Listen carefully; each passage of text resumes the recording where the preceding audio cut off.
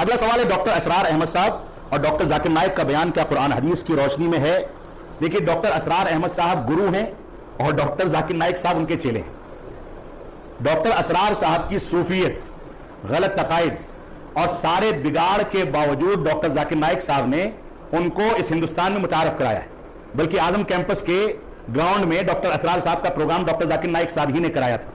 Doctor اسرار صاحب کی فکر نے خوارج کی فکر کو ایک نیا روپ دیا ہے، اور ڈاکٹر اسرار صاحب اپنی تقریروں میں، اپنی کتابوں میں، اپنے بیانات میں اس بات کی صراحت کرتے ہیں کہ دنیا کا نظام اقطاب چلاتے ہیں، اولیاء چلاتے ہیں، اللہ رب العالمین نہیں چلاتا۔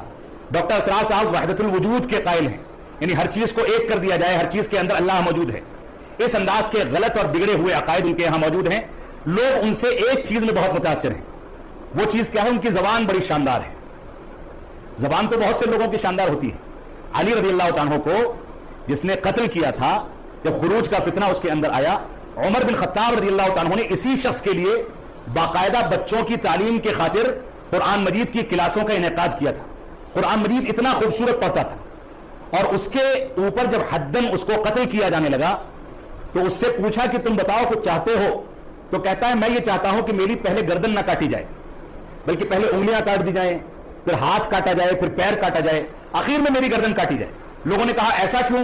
تو کہتا ہے کہ میں چاہتا ہوں کہ مرتے دم تک میری زبان اللہ کے ذکر سے معطر رہے۔ جبکہ مرا ہے کس عقیدے پر؟ خوارج اور اسلامی خلفاء کو قتل کرنے کے عقیدے پر، اس انداز کے جرم کو انجام دے کر کے۔ تو ہر چمکتی چیز سونا نہیں ہوتی۔ اسی طریقے سے ڈاکٹر اسرار صاحب کی جو چیز لوگوں کو بہت متاثر کرتی ہے، وہ قرآن مجید کی تفسیر کے چھوٹے چھوٹے کلپس ان کے چلتے ہیں۔